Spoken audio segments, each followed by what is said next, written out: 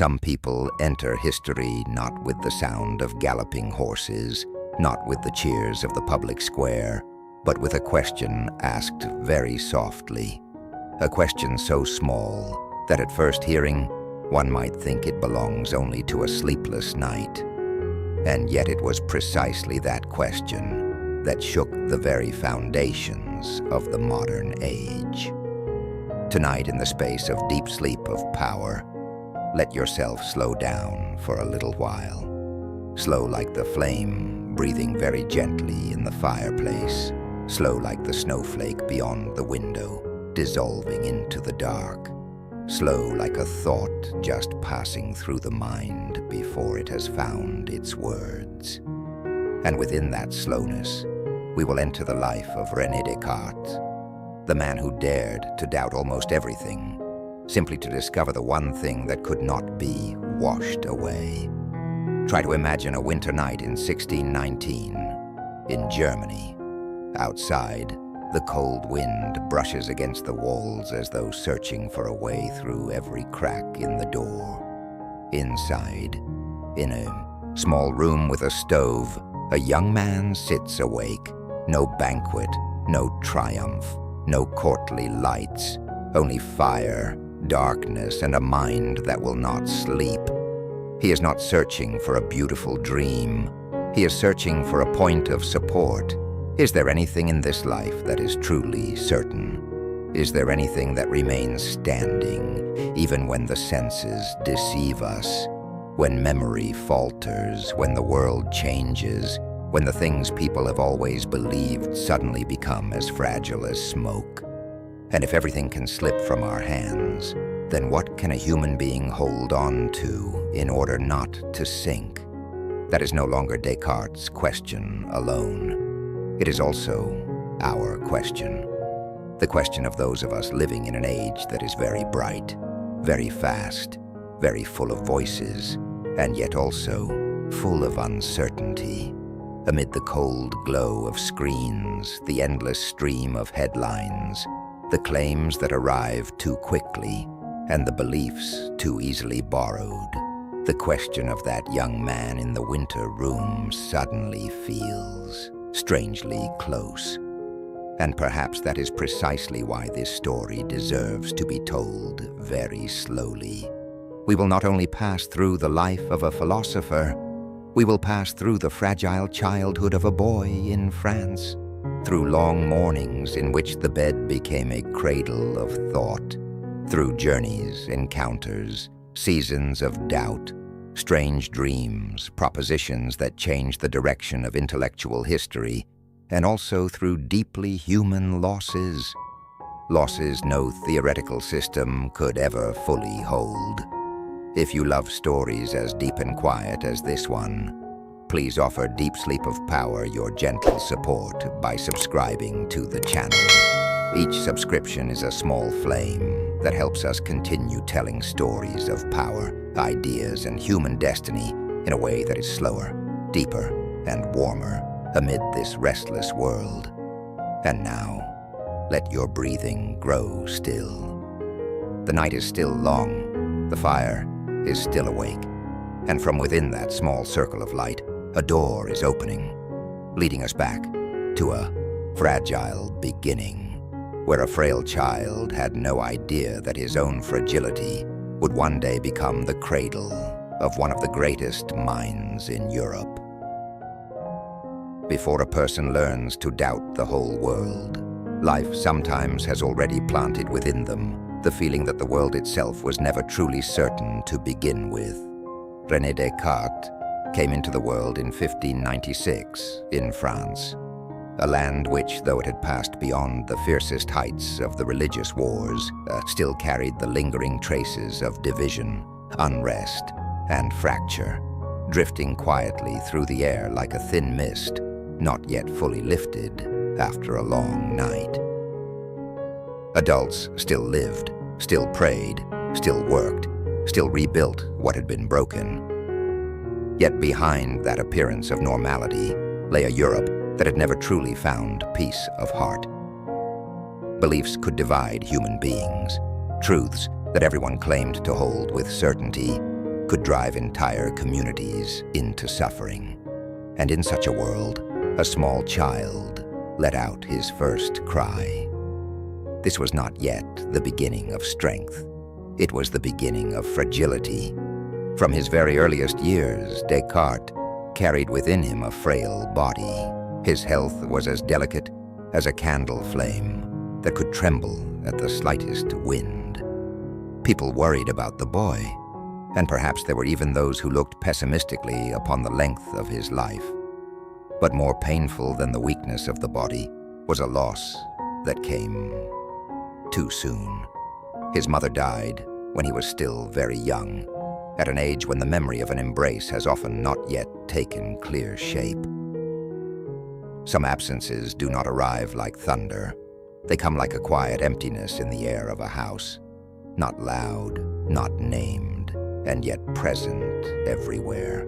A child who grows up within such an emptiness often learns to listen to what others do not hear, learns to notice the subtle shifts of feeling within, learns to live more closely with the inner world, because the outer world, too early, has already shown that it is not always gentle.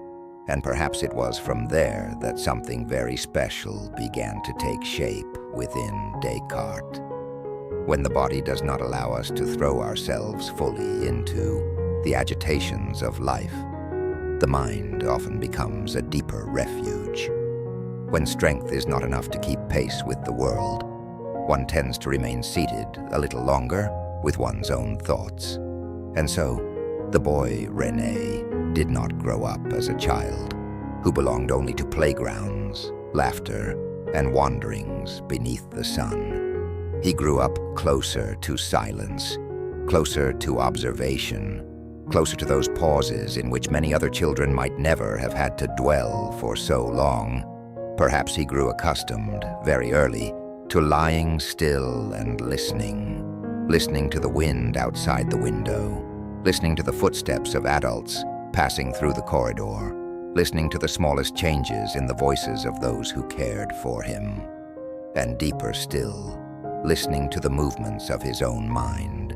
Where many people saw a weak child, life was perhaps quietly preparing someone who would live for a very long time in the realm of thought. Sometimes, it is precisely weary bodies that give rise to remarkably enduring minds. When one cannot rely entirely on the strength of the body, one learns to place the weight of life upon something more difficult to see.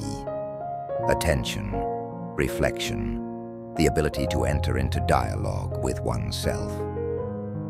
We often think that great minds are born from schools, books, or grand events.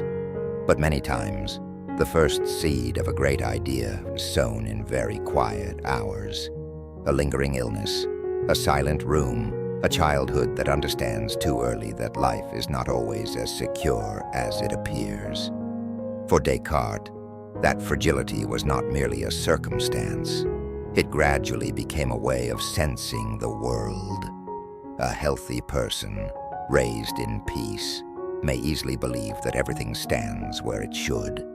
But a child who has known loss early, who has lived early with an imperfect body, often senses that the ground beneath human feet is not entirely still, that beneath everyday habits, life may at any moment begin to crack. And when that feeling grows, it not only makes a person sadder, sometimes it makes them deeper. Perhaps Descartes, at that time, had no idea who he would one day become. He did not yet know that his name would enter the history of European thought. He did not yet know that one day he would place the whole world upon the scales of doubt. But within that frail boy, there was already an underground current that would remain with him throughout his life. Never to rush into believing in the outward appearance of stability, and that is something worth noticing. For later, when Descartes doubted the senses, doubted memory, doubted the human habit of trust, he was not performing only a purely philosophical gesture. On a deeper level, one can feel that it was also the far echo of a life that had learned early that even the things that seem most enduring can leave us very quickly.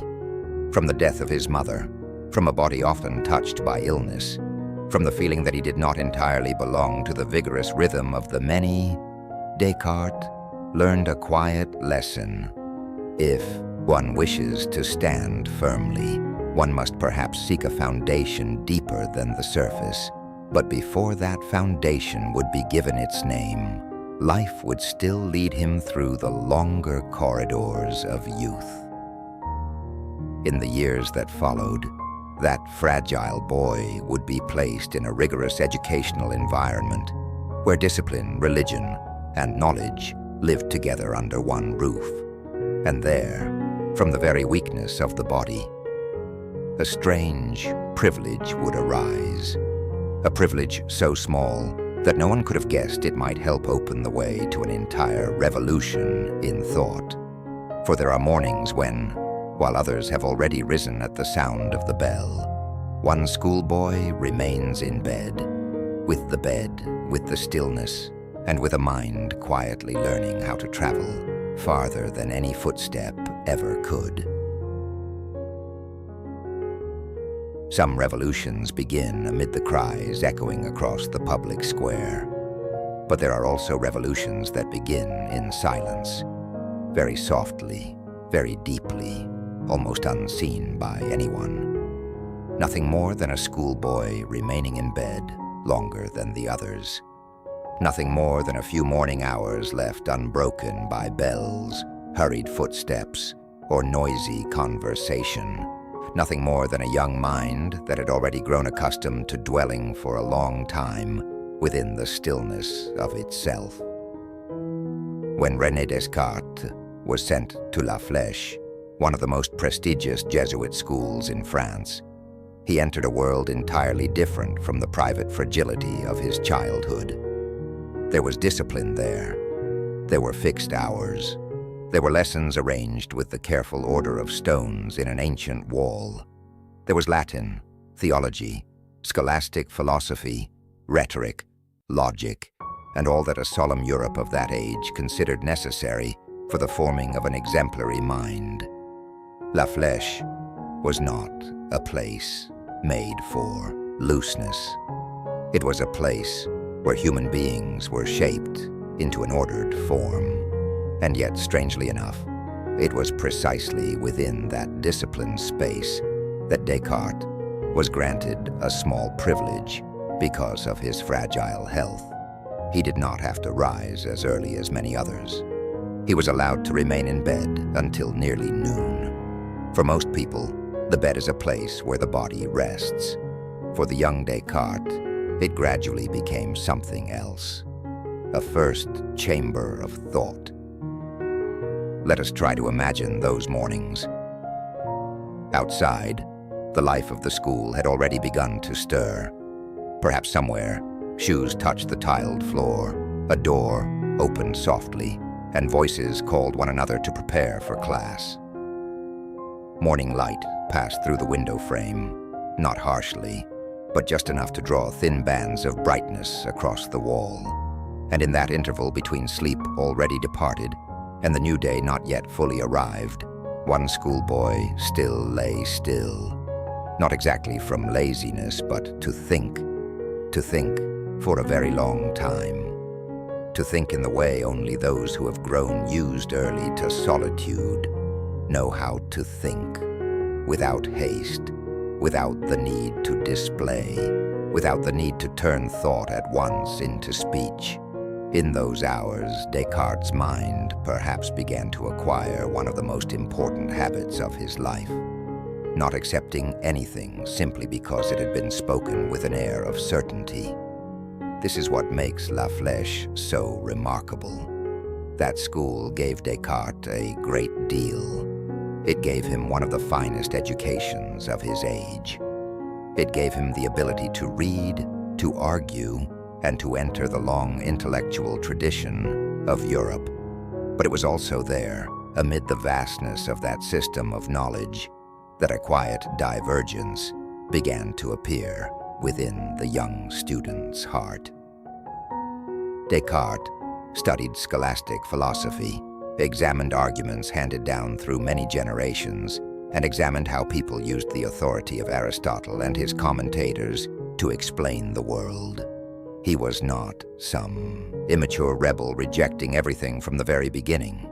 On the contrary, he passed through that education with seriousness. But the deeper he went, the more he began to feel something difficult to name.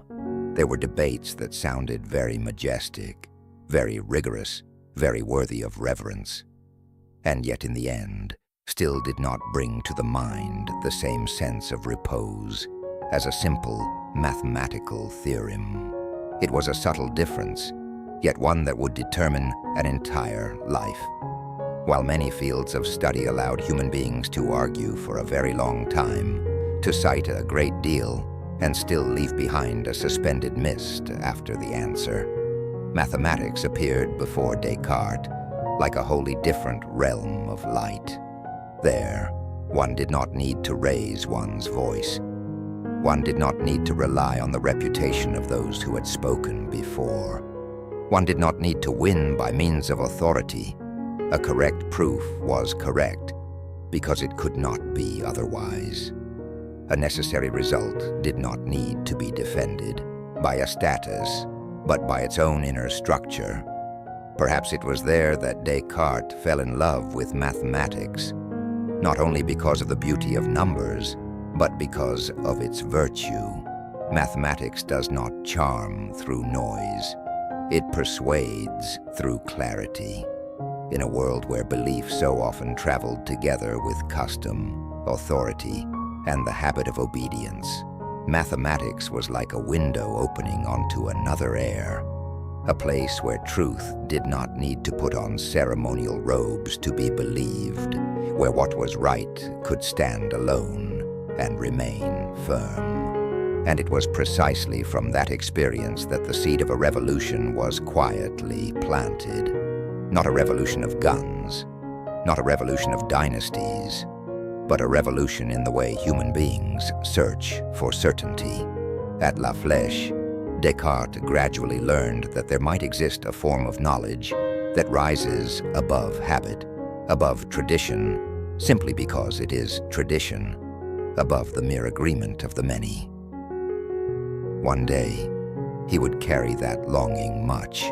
Further, he would ask whether the whole edifice of human knowledge might be rebuilt with a clarity and necessity almost like that of mathematics. But at that time, it was still only a vague feeling, like an underground stream still moving beneath the soil. The more he grew within that environment, the more Descartes came to recognize a subtle paradox. The school taught him many things, yet it was precisely that learning which led him to see that not everything passed down through teaching possessed the same degree of solidity. There were forms of knowledge like ancient buildings, tall, beautiful, venerable, worthy of respect, and yet within them were rooms whose stone floors were not entirely level, and there were other truths, simpler, less adorned, less eager to display themselves, yet solid as a straight line drawn rightly. Where others may have seen only a diligent schoolboy, life perhaps saw further ahead, a mind gradually learning to distinguish between what is often repeated and what is truly trustworthy. That distinction would alter the course of European philosophy, but before he could clearly name that difference, Descartes still had to leave the walls of the school and step into a wider world, more disorderly, more crowded with voices, more full of contradiction, for there are things books can only suggest. At the same time, the rest must be tested among roads, customs, unfamiliar faces, and conflicting beliefs existing together beneath one sky. And the time would come when that young man would leave the library to read another kind of book, a book not bound in leather, not placed upon a shelf, but spread across cities, roads, and the full complexity of the world. There comes a moment in life when one realizes that knowledge in books, however precious it may be, is still only light passing through a narrow window frame. It illuminates many things clearly, but not the whole sky. After his years at La Flèche, René Descartes carried within him no small number of gifts that a rigorous education could bestow. The habit of reasoning, the ability to argue, a respect for the order of thought, and above all, an increasingly clear sense that there are forms of truth, brighter, firmer, and less dependent on the voice of authority. But then, like many young minds bearing within themselves a restlessness not yet named, he gradually understood that if he lived only among libraries, classrooms, and texts, already enclosed within fixed forms, then perhaps he would know the world only through what others had already thought on his behalf. And Descartes did not wish to live that way. In accordance with his family's wishes, he completed his studies and earned a law degree. It was a path orderly enough to lead toward a stable life, a respectable profession, a social position not too precarious, a life whose rhythm might be predicted in advance. For many, it would have been a desirable road. But for Descartes, there seemed to be something within his mind that still would not remain quietly under the roof of arrangement.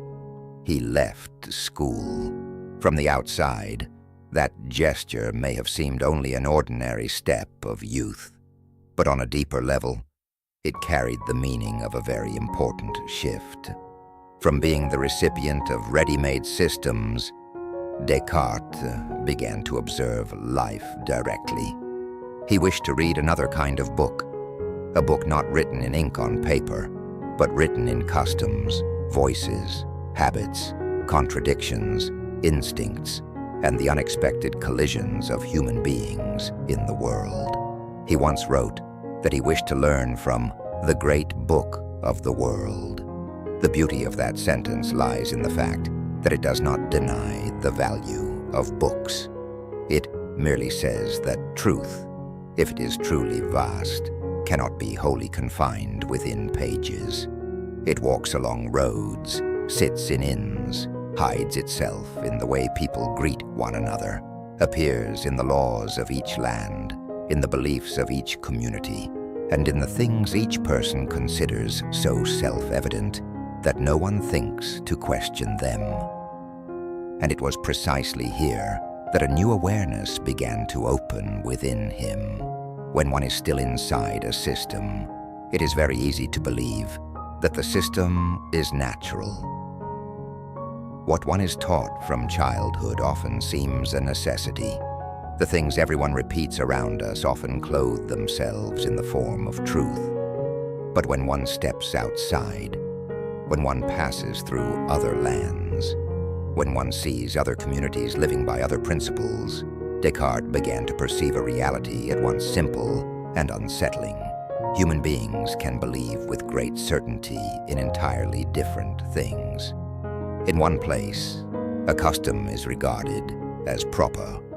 Elsewhere, that very same thing is met with suspicion. In one community, a certain order is revered. In another, that order appears strange. And what made Descartes think was not only that difference itself, but the degree of certainty each side gave to its own belief. Everyone believed as though standing upon stone. But if those stones were so different from one another, then which one was truly firm? How many of the things we call truth are in fact only habits repeated for so long that they have taken on the face of the self-evident? That was a very important question. From this point onward, Descartes' doubt was no longer merely the private reflex of a contemplative mind. It was gradually nourished by lived experience. He did not merely read about human beings. He began to see them in their diversity, their contradictions, and also in the ease with which their environment could shape them. he saw that many convictions that appear profound may arise from circumstance, tradition, education, or simply from the fact that people have never lived far enough away from their own beliefs to see that those beliefs are only one possibility among many. This did not turn Descartes into someone who scorned custom or looked down upon communities. On the contrary, it made him more lucid.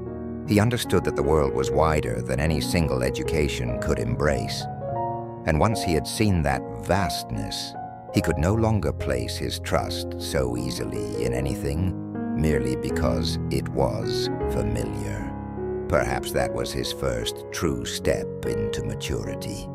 Not maturity in the sense of earning degrees, receiving diplomas, or leaving school to enter adult life, but maturity in a subtler sense, beginning to understand that the human mind must learn to stand apart from what it has been taught if it wishes to know whether those things are truly right or merely close at hand.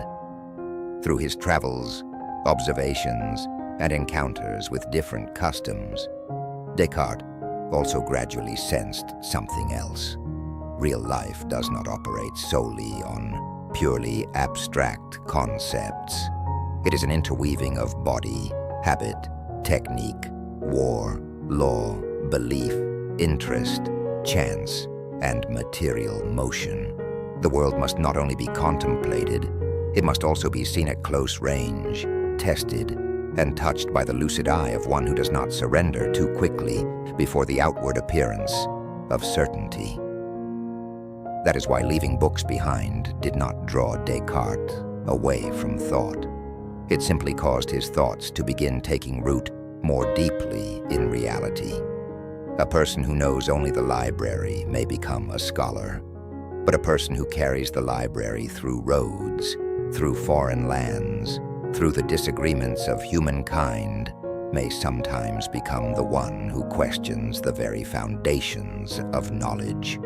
And from those steps that led him away from the school, Descartes was quietly drawing nearer to a great discovery, that what human beings call the self-evident is often only the garment of habit, whereas what is truly certain, if such a thing exists, must remain standing even when separated from custom, from authority, from the crowd, and from every easy form of agreement.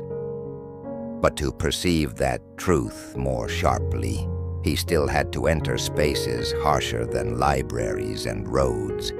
Before long, life would place that delicate mind amid military camps, marching discipline, military technique, and lands where human beings lived closer to the rough movements of reality. And amid the sound of soldiers' footsteps, the sound of metal, the sound of wheels, and the rhythm of a world moving by force, a man not born for battle would continue learning how to look more deeply into the machine turning around him. Some people enter military life in search of glory. Some enter the camp to learn how to command, how to conquer, how to inscribe their names in the chronicles of war.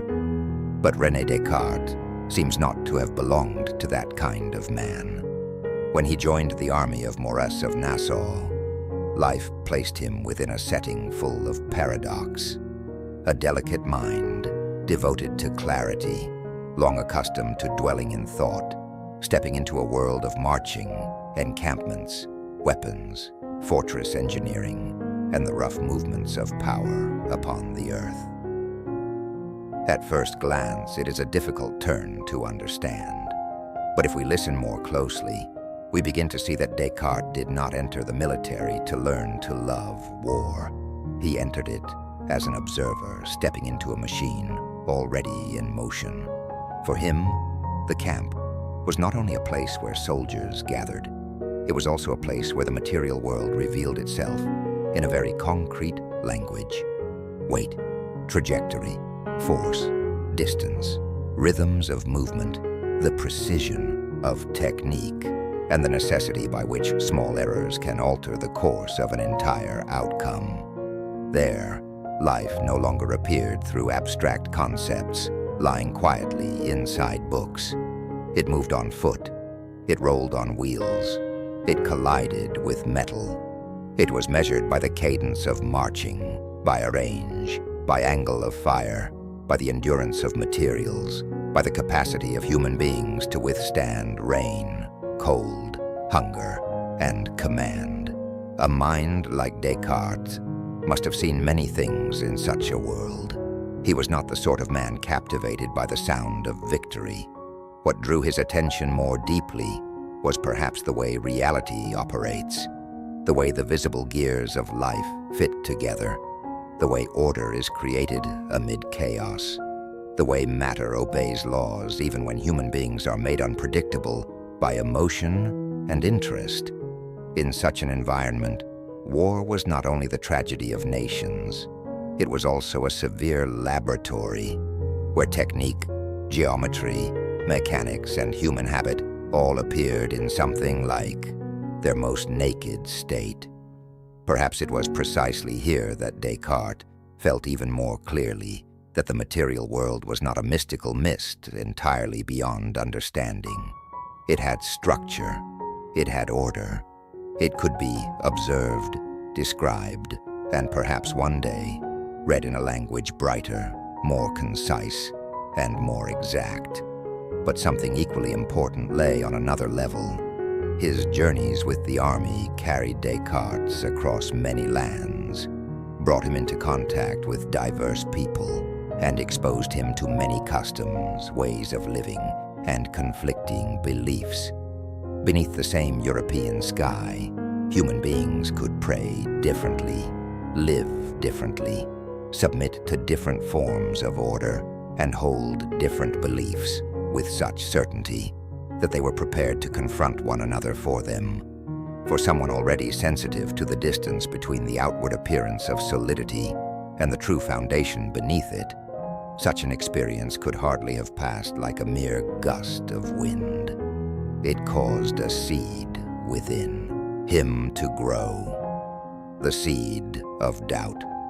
Not a bitter, corrosive, or destructive doubt that delights in tearing things down for the satisfaction of intelligence, but a lucid form of doubt, born from seeing too many certainties coexist while still contradicting one another. In this camp, one belief is regarded as self-evident. Across another border, something else becomes the unquestioned standard. In one place, people bow before one authority. Elsewhere, they live by an entirely different habit. And what is worth reflecting upon is that each side believes itself to be right in a way that feels almost natural. From this, Descartes gradually came to see something that many people pass an entire lifetime without touching.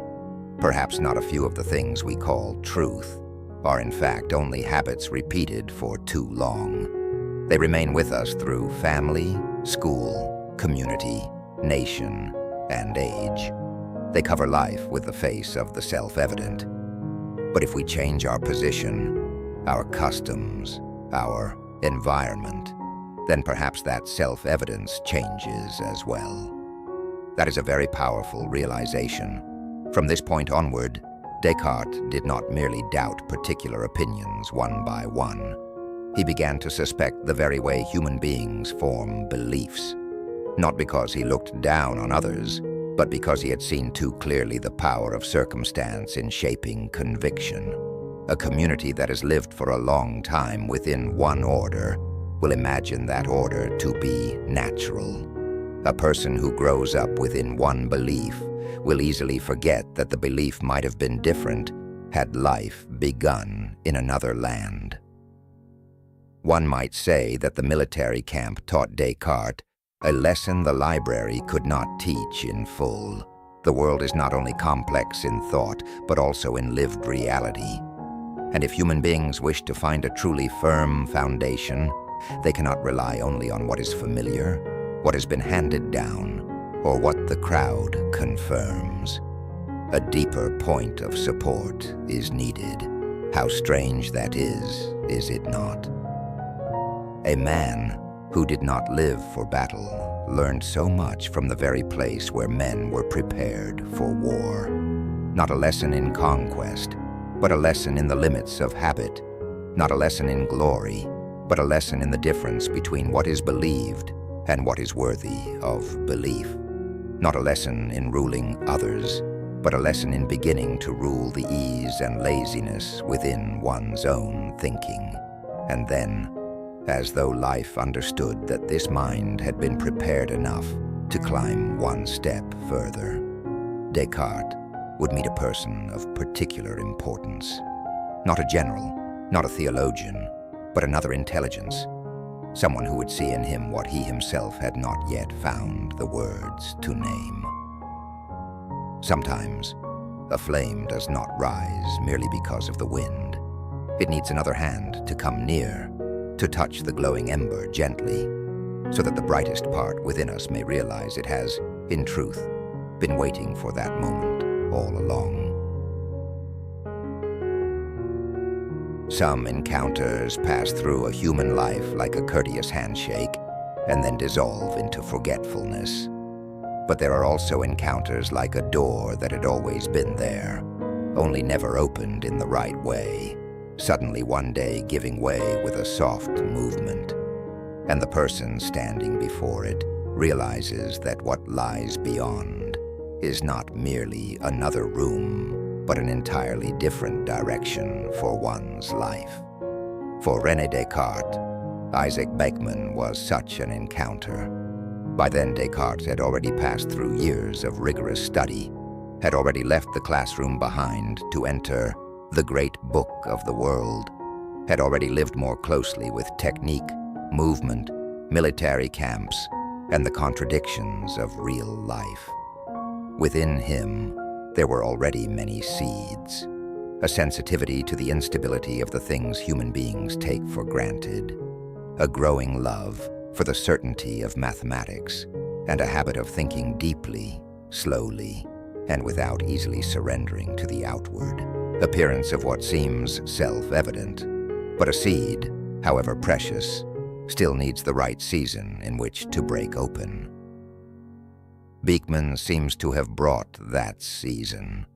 Their meeting in Breda was not the kind of brilliant scene history usually preserves, like kings meeting amid ceremony. It was something far quieter, an encounter between two minds, in which one saw in the other a power not yet fully awakened. Beeckman was a natural philosopher, a man passionately drawn to questions of motion, sound, hydrostatics, and mathematics, which is to say, he lived along that borderland where number is no longer merely an intellectual game, but becomes a key opening into the structure of the material world. It was here, perhaps, that Descartes experienced a very particular feeling, the sense that he was not only someone who loved reflection, but someone who might become capable of reading nature through reason. That was a great turning point. Before Beeckman, Descartes had already known the purity of mathematics. He knew the beauty of those things that do not need to shout to be believed. But after Beeckman, mathematics was no longer only a separate realm of light in which the mind could take refuge. It began to appear as a language that could speak of wind and rain, of water, of vibration, of bodies, of motion. In other words, of the very world moving around human beings. That was an extraordinarily important moment for a mind like Descartes, because if before then he had chiefly leaned toward the question, what can be believed with certainty? From here onward, another question gradually joined it. To what degree of precision can this world be understood? And when those two questions met, the question of the foundation of knowledge and the question of the structure of nature, a new road began to take shape. Beeckman did not merely encourage Descartes. More importantly, he gave him a mirror. There are moments in life when we truly see the scale of our own capacity only because another intelligence recognizes it before we do. Beeckman spoke with Descartes not as if he were a young man simply wandering through life, but as someone who might help change the way human beings think about nature. Recognition arriving at the right moment can carry enormous force. It is like a fire that has long been glowing quietly beneath cold ash, and someone gently stirs it back to life. Through problems in mathematics, questions of mechanics, and exchanges about natural phenomena, Descartes gradually began to feel that reason not only has the doubt right, reason also has the right to build, not only to dismantle beliefs that lack firmness, but to construct new ways of understanding, brighter, simpler, more coherent. The world was no longer a confused mass explainable only by the authority of tradition or by vague essences. It began to reveal itself as an order human beings could approach, if only they asked the right questions and used the right tools. It was then that the scientist sleeping within Descartes was awakened. We should pause for a moment over that word, awakened, for Beeckman did not create Descartes out of nothing. He did not pour knowledge into an empty vessel. He merely touched the very depth that was already there. Descartes' love of clarity, his dissatisfaction with systems beautiful only on the surface, and his intuition that there must be a way of understanding the world more firmly grounded than what most people are content to accept. Beeckman was like someone who hears the resonance of an instrument still resting in the corner of a room and touches it lightly so it begins to sound. And once that sound had begun to ring, Descartes could never return entirely to who he had been before. From here onward, his journey gradually acquired a clearer direction. The sharpness of mathematics, the observations gathered from life, the experiences of the camp and the road now found a new center around which to turn. The dream of a form of knowledge that could be both deep and certain, that could touch nature without surrendering the necessity of reason. In his exchanges with Beeckman, Descartes perhaps began to feel what would later become one of the great driving forces of his life. That human knowledge need not remain forever scattered like rooms hastily joined together. Perhaps it could be bound into a single architecture. But before that, architecture would be raised through method and system. Life was still preparing another kind of experience for Descartes. More obscure, more mysterious, like a wind entering a place that reason had not yet found words to name. How striking this is in him. A man being awakened as a scientist does not go straight from mathematics to formula, from observation to law. In the next stretch of his life, it would be in a cold night, amidst solitude and sleep, that Descartes would feel as though another hand had touched his destiny, not through experiment, but through symbol, not by argument, but by images, thunder, wind, and dreams that would alter the direction of an entire life. For some time, before reason can build a house for itself, the human soul must pass through a dark region where what comes first is not an answer, but the feeling that one is being called. There are turning points in a human life that do not arrive in broad daylight. They do not always appear in the clear voice of reason, nor do they always enter in the form of a decision. Sometimes they come at night, when the outer world has fallen quiet, when the fire burns low, when a person, standing at the fragile boundary between sleep and wakefulness, suddenly feels that something larger than all the habits of ordinary life is passing silently through the soul. For René Descartes, the night of November 10th, 1619, was such a night. He was in Germany. The cold season had laid over the world a particular kind of stillness. A stillness not entirely gentle, but touched by something closed, deep and mysterious, as though the whole world had drawn in upon itself beneath a wind-heavy sky. In that setting, Descartes had 3 dreams that he later believed changed the course of his entire life. What is remarkable lies not only in the dreams themselves, but in the way he received them. Many people dream and then forget. Many wake and let the images of the night dissolve like morning mist. But Descartes did not. He received those dreams with an attention almost reverent, as though, within the disordered images of sleep, a message were trying to write itself in a language deeper than ordinary words.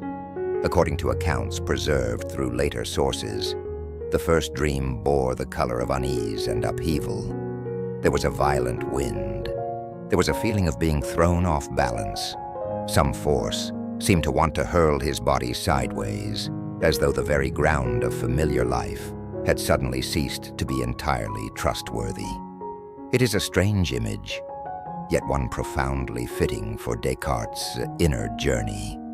Before a person rebuilds the foundations of thought, perhaps he must first pass through the feeling that the old foundations are trembling. The second dream was brighter and also more violent. A clap of thunder, a shower of sparks, the sudden bursting forth of light in the middle of the night. Here, we need not rush to call it a supernatural revelation. Simply pausing over the feeling is already powerful enough. After the swaying comes a flash of light, not the full and rounded light of dawn, but a kind of light that arrives like a cut through darkness. Brief, sharp, startling a person with the sense that something has just been illuminated, though not yet fully understood. Then came the third dream, often remembered through even more particular images, a dictionary, a volume of poetry, and the sense that many scattered fragments of knowledge were trying to find one another. If the first dream was the wind that shook, and the second dream was the lightning that awakened, then the last dream was like a promise that the fields of human understanding that seem separate, language, poetry, reason, science, might perhaps be joined again by a deeper order. It is precisely here that the night of 1619 becomes so singular. Descartes did not understand those dreams as a sequence of strange and meaningless images. He saw in them a sign that his life was being called toward a great task, to build a unified system of knowledge, more solid, clearer, capable of leading human beings out of the fragmentation of scattered certainties. In other words, after that night, he was no longer merely a man who loved the precision of mathematics, or someone sensitive to the fragility of belief. He began to feel that he had a mission. The word mission here must be understood very gently, not as the noisy call of ambition, not as a longing for fame. It is closer to the feeling of a man suddenly seeing the scattered experiences of his life. A frail childhood, long hours of thought, disappointment before uncertain knowledge, the beauty of mathematics, observations from the outer world, the awakening influence of Beeckman, all quietly flowing toward a single point of convergence. As though all those years, life had not wandered in vain. It had been preparing a question large enough to gather all those currents into itself. There is a deep beauty in that. Throughout history, we often imagine that turning points must come in noisy places, in courts, on battlefields, in public squares, or at council tables. But for Descartes, the turning point passed through the realm of sleep, in a closed room, on a cold night. When all the sounds of the world had withdrawn, that gives his story a quality all its own, one that is so fitting for the spirit of long and gentle night-telling. Sometimes, what changes the course of a life does not come first from outside. Still, from the moment something within begins to shine of its own accord. Of course, we do not need to insist too heavily upon the mystical nature of those three dreams. What matters more is their psychological and spiritual effect upon Descartes. After that night, he seems no longer to have been a man merely gathering observations in silence, testing thoughts, or feeling his way among unformed doubts. He began to live with a stronger consciousness of purpose, and it was precisely that feeling that gave him a rare kind of courage. The courage not merely to learn more, but to rebuild from the beginning. For only when a person believes that the work he pursues is truly worth it, does he dare to enter those dark regions most people prefer to avoid. And that dark region was waiting for Descartes ahead. After the night of dreams, he would not immediately step into a peaceful light. On the contrary, to reach certainty, he would choose a far colder road, the road of radical doubt, no longer merely doubting a few small errors, no longer simply correcting a few unstable opinions, but daring to place everything that could be shaken beneath the cold, sharp light of questioning. Like a man who wishes to build a more enduring house and therefore accepts the destruction of the old one, Descartes was about to do the most severe thing to his own mind, to cleanse it of everything that may have been believed too easily. And from within that emptiness, terrifying as it seemed, a small point of support that could not be extinguished would gradually appear, like a red ember still glowing beneath the ashes of the night. There are moments in life when a human being no longer feels calm enough merely to repair small things one by one. A torn garment can be mended. A crooked road can be straightened. A mistaken thought can be replaced by a truer one. But for René Descartes, after long years of observing the world, passing through school, military camps, encounters, and even the strange night of dreams, he began to feel that the problem did not lie in a few scattered errors. The problem lay much deeper.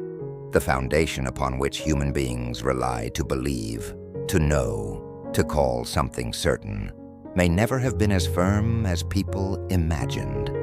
And once he sensed that, he could no longer be satisfied with repairing one brick at a time. He had to consider taking down the whole house. That is the point at which Descartes' journey becomes at once admirable and profoundly human. For most of us, when we notice something unstable, we usually want only to correct it just enough for life to keep moving. We patch the crack. We straighten the crooked frame. We learn to live with a little trembling. But Descartes was different. He wanted to go to the very end of the question. If one wishes to find a point of support that truly cannot collapse, does one dare place everything on the scales once more? It was precisely then that his doubt began to take the form of a method. This must be said very gently. Descartes did not doubt everything because he loved darkness. He did not do so because he wished to destroy human belief merely to satisfy his intelligence. Nor was he a soul enamored of despair. On the contrary, he doubted because he longed for certainty too deeply.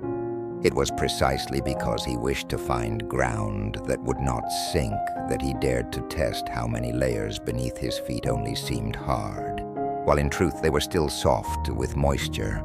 That doubt on the surface appears cold, but on a deeper level, it is an act closer to hope than to pessimism.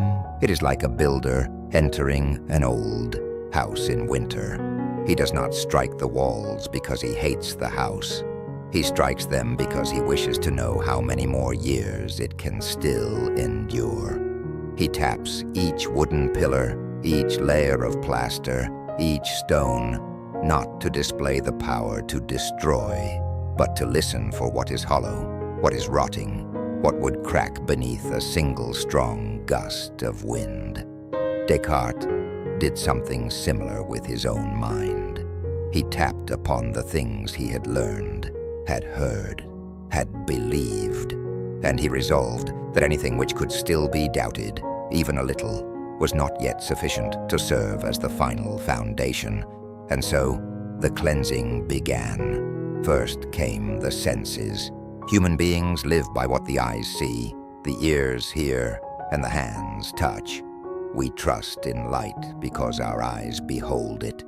We trust that something is near or far, hot or cold, soft or hard, largely because the gates of the senses open before us every day. But Descartes recognized that the senses are not always faithful. A stick placed in water appears bent. A distant object may seem smaller than it truly is. An echoing sound makes us think someone is approaching. A light in the mist may change its form. If the senses have deceived us, even only a few times, then should we truly grant them the authority to serve as the highest judge of truth? Then came habit and authority. How many things do human beings believe, not because they have tested them to the end, but because they were taught from childhood, repeated for so long, wrapped in the voices of the respectable, or upheld by the multitude? School teaches us one way of seeing. Community gives us one pattern of thought. An age places upon our shoulders convictions that, often enough, we have never once lifted with our own hands to feel how heavy or how light they really are. Descartes understood the power of such things very clearly, and because he understood them, he became all the more cautious. Something repeated many times may become familiar. But what is? Familiar is not the same as what is certain. Then came memory. We often think of what we remember as one of the trustworthy parts of ourselves. But human memory is no flat mirror. It is a lake easily stirred. An event may grow dim over the years. A strong emotion may cast a different color upon what has passed. An old sentence may be remembered differently simply because we ourselves have changed. If memory, too, can be mistaken, then even what we think of as something I once knew clearly is not entirely at peace. Layer by layer, Descartes brought every familiar point of support out into the light. And what is astonishing is that he did this not in anger, but almost in a kind of disciplined stillness. It was not the storm of a rebel. It was the patience of a man dissecting his own mind, slowly, precisely, unforgiving toward complacency, and yet never allowing himself to fall into emotional chaos. He wanted to know whether, after setting aside everything that could tremble, there might remain something clear enough, firm enough, bright enough to begin again from there. Here we see in Descartes a profoundly modern quality. He did not wait for the world to hand him an answer already sealed. He did not bow entirely before tradition simply because it was old, nor did he take shelter in the comfort of the crowd. He chose something harder, to descend into the cellar of cognition himself, lift the lamp, and shine it into every dark corner. In an age like ours, when so many beliefs come to human beings through the cold brightness of screens, through headlines that sound too certain, through emotions arriving faster than reflection, Descartes' choice makes us fall silent all the more. For he reminds us that the freedom of thought does not begin with merely thinking differently from others. It begins with refusing to allow one's mind to believe too quickly. But the deeper he went, the more Descartes realized that this work would be harsher than he had first imagined. For if doubting the senses is one thing, then another darker question still awaited him. What guarantees that this entire waking life is not merely a veil? How can we know that we are truly awake and not living within a dream too seamless to detect? And if there were some power strong enough to distort even the things that seem clearest of all, even mathematics, even number itself, then where would the foundation of knowledge remain? As the old doors slowly closed behind him, Descartes was about to step into a colder corridor, where not only external things, but even the very feeling that we are living in reality would be called into question. There would be dreams there, and illusions, and one of the most frightening yet wondrous images in the history of thought, the image of an invisible deceiver, like darkness testing the flame to see whether it truly knows how to burn by its own power. There are nights when a person wakes in the dark and needs a few seconds before realizing where they are. The chair in the corner suddenly appears to be a human figure. The curtain, stirring lightly, seems to hint at some mysterious movement. Even the faintest sound is enough to make the heart slip from its rhythm for a moment. Then the lamp is lit, or dawn arrives, and we smile to realize, it was only a passing mistake. Only the eyes had not yet grown used to the night. Only the mind had just crossed that fragile boundary between sleep and wakefulness. But René Descartes did not stop at that gentle smile. He asked further, deeper, and more fearfully. If there are moments when the senses deceive us so easily, then how do we know that at other times they are not deceiving us in subtler ways? If the eyes can be mistaken, the ears can be mistaken, memory can be mistaken, then what in this life is truly worthy of our complete trust? It was then that Descartes' doubt entered a colder region. No longer merely cautious before the small errors of the senses, he began to touch upon a possibility so unsettling that many would rather turn away from it. What if the whole life we call waking life also bears the structure of a dream? The thought was not without reason. Who among us has never dreamed? And in dreams, so many absurd things still appear with a strange naturalness. We pass through rooms that never existed, speak with the dead, watch day turn into night, see distance vanish, and see the most unreasonable things suddenly wearing the face of the self-evident. Only when we awaken do we say, that was a dream. But while we are dreaming, we do not know that we are dreaming. It was precisely there that Descartes paused for a long time. If, in sleep, the mind can construct an entire temporary world coherent enough to deceive us, then how can we be sure that at this very moment we are standing on the other side of that boundary? What guarantees that this waking life is not simply a dream more enduring, longer, more tightly woven by sensations that merely seem more consistent? That question was not merely a philosophical game. It touched a very deep human precariousness. For we live every day with the feeling that the ground beneath our feet is real. The room around us is real. Our memories are real. And the faces we love are real.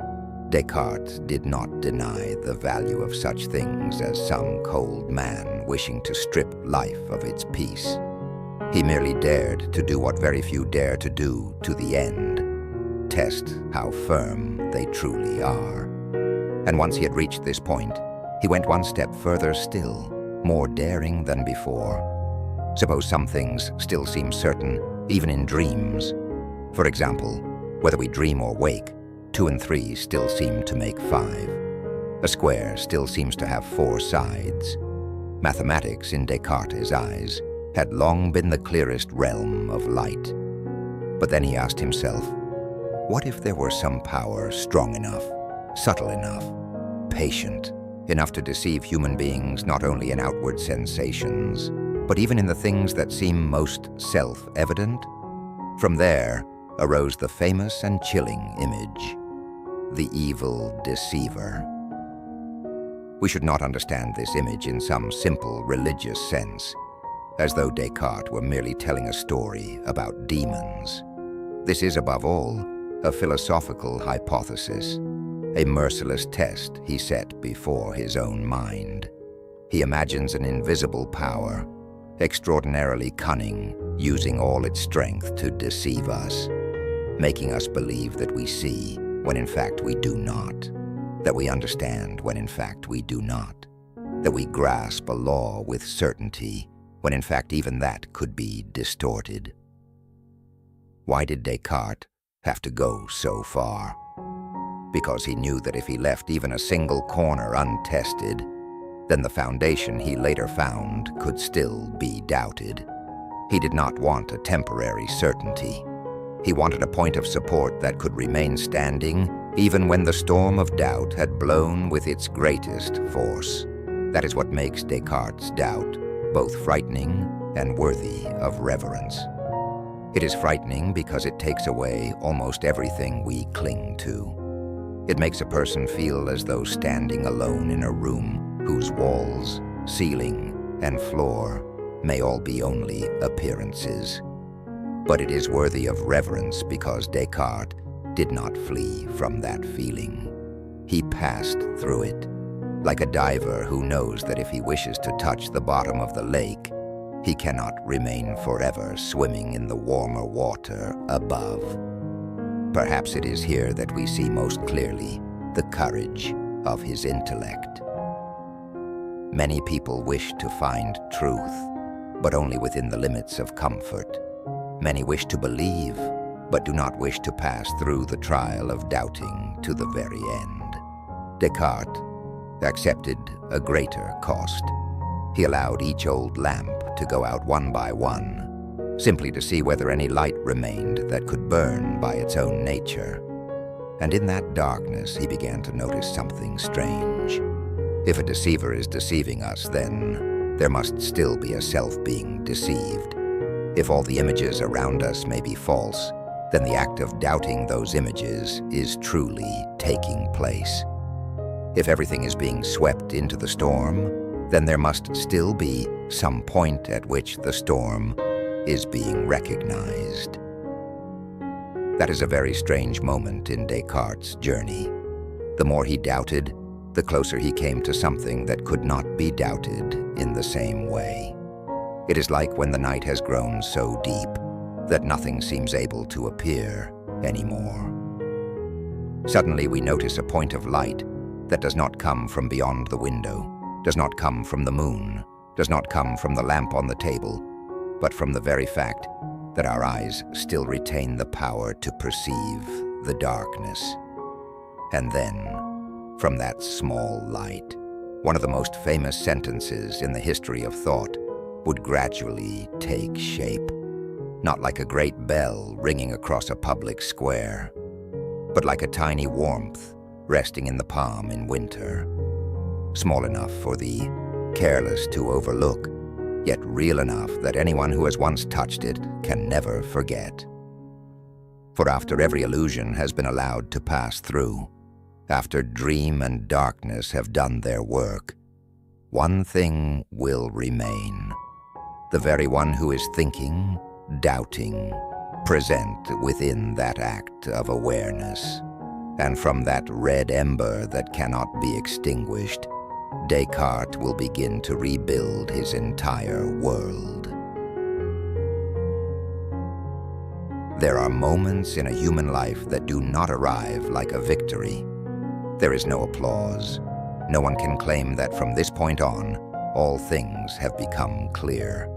There is only a truth so small, so quiet, and yet so enduring that the more it is tested, the more distinctly it appears.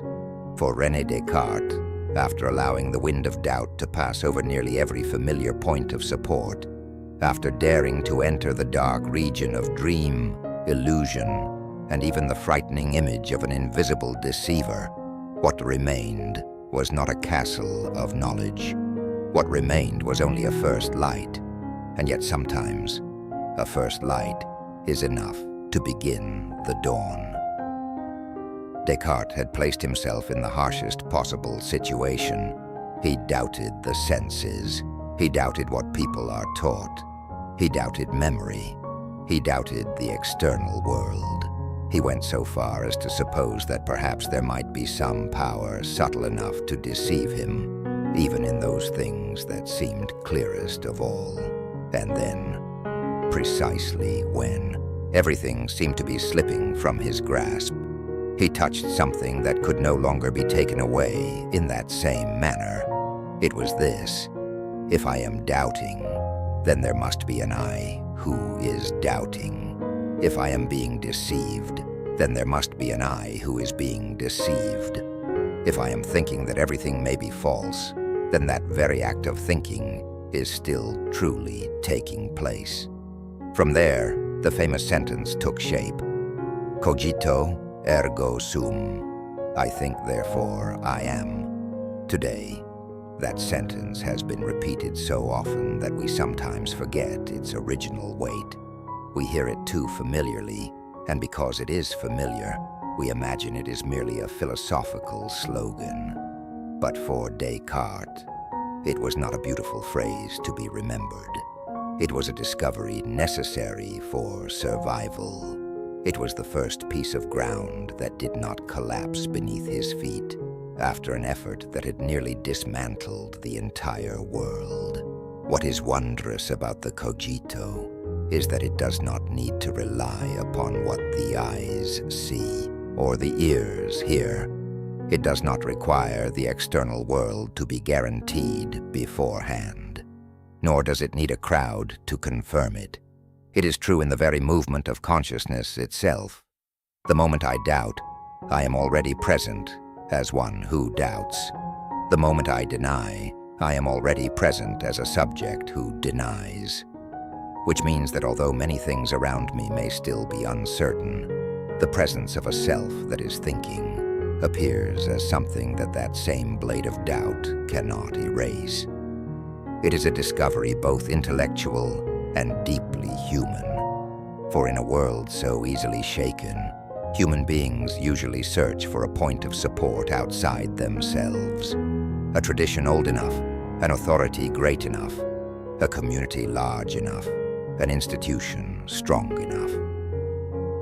Descartes, by contrast, found his first point of support in the place nearest to him, and yet hardest to see, the very act of consciousness itself. He did not say that this self understood everything. He only said that when thinking is taking place, the presence of the thinking subject is something that cannot be extinguished. In other words, in the long night of doubt, Descartes did not find a sun. He found only a small flame resting in the palm of his hand. But precisely because that flame did not come from outside, the winds outside could not easily blow it out. Here, we may feel a deep beauty in his journey. Descartes did not overcome darkness by fleeing from it. He passed through it, and when he reached the very core of unease, he discovered that the human being is not as empty as we often fear. In every act of consciousness, there is a silent witness present, an I, not in the arrogant sense, not in the sense of a self-display of ego, but in the most foundational sense, a subject who knows that it is thinking. For that reason, the Cogito is not merely a philosophical proposition. It is also a great turning point in the course of Western civilization. From this moment onward, the point of support for knowledge no longer lies entirely in tradition or in the ready-made structure of the external world, but begins from the knowing subject. The human mind is no longer merely a passive receiver. It becomes the first place in which certainty can be born. But it must also be said gently that Descartes did not stop there. He did not wish to remain forever in a room containing only a solitary self, engaged in thought.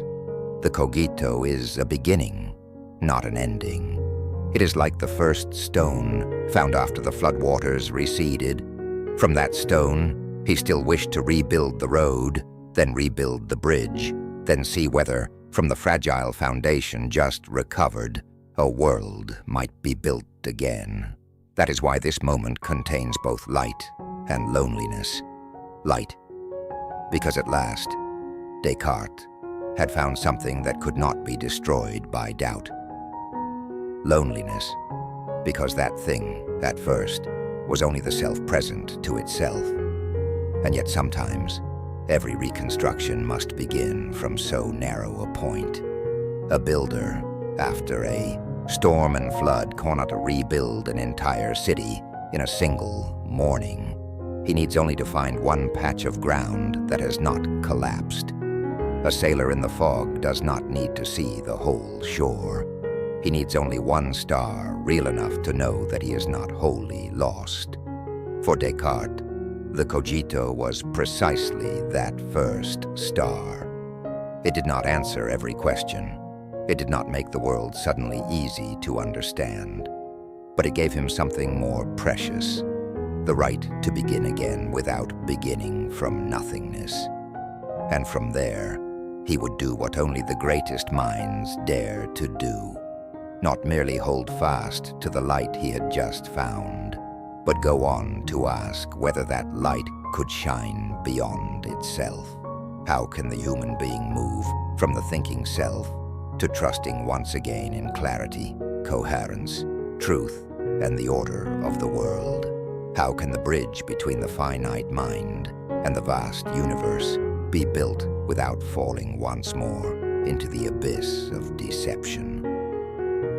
The little flame had now been sheltered from the wind, but for the room to grow truly warm, Descartes still had to seek a greater guarantor for that light, a guarantor strong enough that reason would not only know that it is present, but would also dare to trust that what it sees clearly and distinctly is not simply another illusion of the deep night. After passing through the fierce wind of doubt, René Descartes had at last retained a small flame that nothing could blow out. If he was thinking, then he existed. But a flame, however precious, is still only enough to illuminate what lies very near. It tells a person that he has not wholly fallen into nothingness, yet it does not answer the larger question: from that small light, can we come to trust the world again? It was precisely there that Descartes did not wish to stop. He was not content with a solitary self sitting in the room of its own consciousness, knowing that it was present, yet not knowing whether anything beyond itself could be trusted. For him, philosophy was not a bed upon which one might lie still within the fragile safety of a minimal truth. Philosophy had to be a road one could continue, and to continue onward, reason needed a bridge. That bridge in Descartes' system was called God. To the listener today, this may sometimes bring a certain surprise, for we are often accustomed to thinking of Descartes as a man of reason, of mathematics, of method, of a clarity almost geometric. But precisely there, he sought a guarantee beyond the finite self of man, not because he wished to abandon reason and return to blind belief. On the contrary, he wished to save reason from the danger of being imprisoned forever within the closed room of itself. Let us imagine Descartes' mind at that moment as a man who has just survived a great storm. The old house has been almost entirely dismantled. The walls, once believed to be solid, have revealed their cracks. The familiar pathways are no longer firm enough to walk upon without trembling. In the end, that man remains standing only on one small patch of ground. I am thinking. Therefore, I exist. But one small patch of ground is not enough to build an entire world. If he is to rebuild the house, open the windows once more, and trust that there is a real sky outside, he must know that reality is not a total deception. It was out of that deeply human need that Descartes arrived at the question of God. In his thought, the human being is a finite creature. We doubt, we err, we change, we are lacking. And yet within our minds, there is an idea of a being perfect, infinite, more complete than we ourselves are. Descartes asked himself, how could an imperfect being such as man possess the idea of such absolute perfection, unless that idea had been placed within us by a source higher than ourselves? From there, he followed a line of reasoning that, for him, was not merely theology, but also the foundation of cognition. If God is perfect, then God cannot be a deceiver. A wholly good being cannot create human beings only to leave them trapped in a universe where the things perceived clearly and distinctly are entirely false. In other words, the existence of God within Descartes' system becomes the guarantee that human reason has not been cast into an endless night. This is a very subtle point. Descartes did not bring God in merely to fill an emotional emptiness. He brought God in as a metaphysical anchor for the trustworthiness of reason. After using doubt to sweep away all unstable points of support, he needed something that would allow him to say, what I perceive in a truly clear and distinct manner is not merely an illusion. It can be trusted because there is an ultimate order in reality, and that order is not deceptive by nature. If we say it more slowly, in a rhythm closer to a night story, we may understand it like this. Descartes did not want to live forever in a room lit only by the flame of the self. He wanted to open the door, and to dare to open it, he needed to trust that beyond that night, there was not an invisible abyss but a world that could be received with lucid trust. There is a very particular beauty in Descartes here. He did not choose either of the two familiar extremes. He did not say that faith alone is enough, regardless of reason, but neither did he say that human reason, by its own power, could simply crown itself supreme without a deeper foundation. He sought a reconciliation not easy, not perfect, yet profoundly important in the history of European thought. A reconciliation between reason's longing for certainty and the belief that reality is not absolute chaos. Perhaps at its deepest level, this too is a very familiar human need. All of us at some point need a guarantee that this life is not entirely meaningless, that the effort to distinguish truth from falsehood is not a futile game, that keeping one's mind honest is not a lonely gesture in a world made only of mist.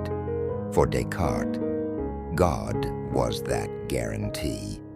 Because of God, reason not only knows that it is present, it also dares to trust that it may step beyond itself without falling back into the nightmare of total deception. Of course, for later readers, many of Descartes' arguments would remain open to dispute. Some are persuaded, some remain doubtful, but what deserves our attention in his story is not only whether those proofs stand firm against every later criticism. More worthy of our attention is the longing beneath them, the longing to find a ground upon which reason may live without trembling forever at the edge of the abyss. It is that longing that makes Descartes at once severe and moving. He did not want to doubt merely for the sake of doubting. He wanted to pass through doubt to recover the possibility of trust. Not trust easily, but trust after it has been tested by fire. Not trust because one has been taught so, but trust because one has passed through darkness and still found a reason to continue. And in that journey, God appears like a sky that is not noisy, yet high enough for the scattered rays of cognition to gather themselves into order. Once reason had been given back its trust in what is clear and distinct, Descartes was no longer confined within the question of the self. The door began to open wider. From there, his gaze would turn outward toward the whole universe. And when he looked upon the world with eyes trained by doubt and sustained by the idea of a non-deceptive order, he would see nature appear in an altogether different form, no longer as a realm filled with vague essences, but more like a vast machine, operating through motion, law, and the possibility of measurement. The fire in the room was still burning, but now its light had begun to reach the window, and beyond that thin pane of glass, the whole universe was quietly appearing like a map not yet fully drawn, waiting for the human hand to lay upon it its first straight lines. When a person has passed through doubt, has found a point of support within his own thought, and has tried to rebuild trust by means of what is most clear and distinct, then sooner or later that person's gaze will turn back toward the world, not to admire the world as a mysterious veil any longer, but to ask, how does it work? For René Descartes, this was a very great shift. If before, he had been like a man searching for bedrock for cognition, from here onward, he became someone who wanted to read the whole universe in a language brighter, more orderly, less dependent on vague symbols and the inherited habits of past explanation. He wanted to see the world not only as the place where human beings dwell, but as a structure that could be understood. Within that vision, nature gradually appeared as a great machine. We should pause for a moment before this image, because it is very important. Before the time of Descartes, many people still tended to think of the world in the old way. Things had their own natures, their own inner purposes, their own layers of meaning, not easily reached by measurement or analysis. But for Descartes, if God had created a universe of order, and if human reason could trust in what is clear and distinct, then nature did not need to be approached chiefly through vague explanations. It could be understood as a system of matter, motion, collision, and law. In other words, he helped human beings learn a new way of seeing.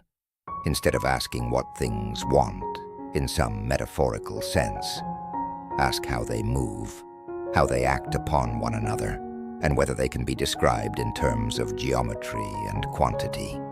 That was a profound redirection, for when the world is seen as a machine, it is no longer entirely a forest of obscure properties difficult to name. It becomes a realm that can be examined, can be analyzed.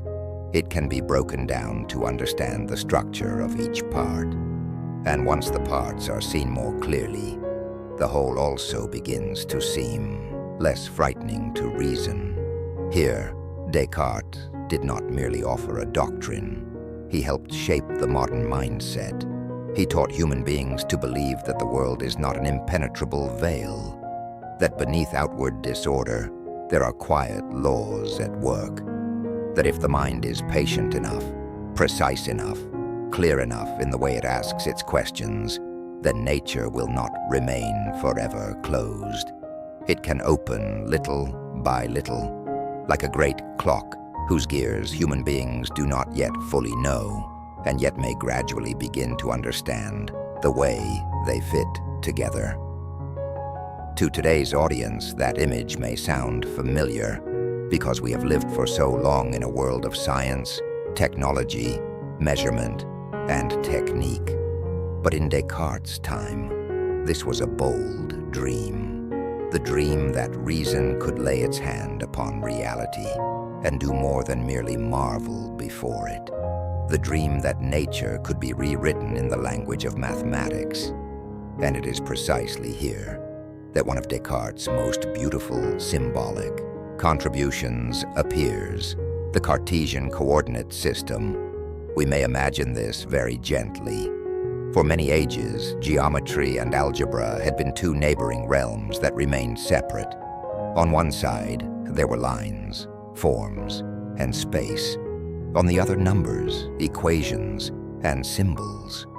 But then Descartes helped create a bridge between those two regions. He showed that a number could represent a point in space, and that a curve could be written as an equation. Suddenly, the abstract and the visible touched one another. Space, which had seemed knowable only through sight, could now be placed upon paper by means of axes, coordinates, and measurable relations. That was not merely a technical invention. It was a symbol of an entire new age. It was as though human beings had just learned how to place the world before themselves, not to dominate it through arrogance, but to understand it through structure. A distance was created between the observer and the thing observed. And it was precisely that distance that opened the way for modern science to grow. From this point onward, nature would not only be praised, but also examined. Not only lived with, but also analyzed. Not only told again in myth, but it is also written out in diagrams, equations, and laws. The beauty of Descartes lies in the fact that he did not regard clarity as something dry. On the contrary, he seems to have seen in it a purity almost spiritual. A universe that can be understood through structure is not a universe made poorer. It is a universe that opens to the human mind a new consolation, the consolation that amidst so much change, there are still laws that do not depend on mood, prejudice, or the shifting heat and cold of the crowd. That is especially important if we remember where Descartes began. He began from a life that sensed fragility early, from a mind not easily persuaded by the outward appearance of stability, from a long journey through doubt. And now, instead of sinking forever into the abyss of uncertainty, he chose to move toward order. Not an order imposed by habit, but an order discovered through analysis, through reason, through the belief that reality can be read. But precisely at the point where his system becomes most luminous, a crack also begins to appear. For if the material world is a machine, if nature can be measured, if all things can be explained through motion and law, then what of the human mind? What of pain, love, memory, fear, hope? What of the thought that rises silently in stillness? What of the soul that Descartes had placed at the center of the act of thinking? Where do all these things belong within this great machine? Here the story begins to touch a delicate fracture.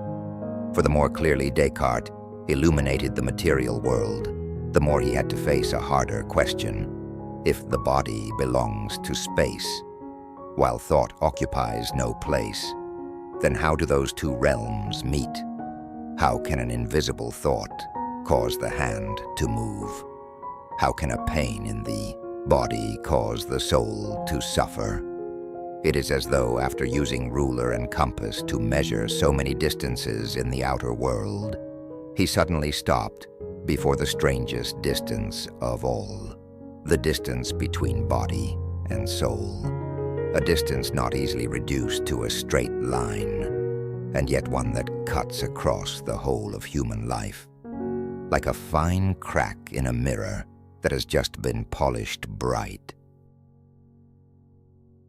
There are buildings which, seen from a distance, are so beautiful that we imagine they could never contain a single crack. The lines are too symmetrical. The columns are too upright.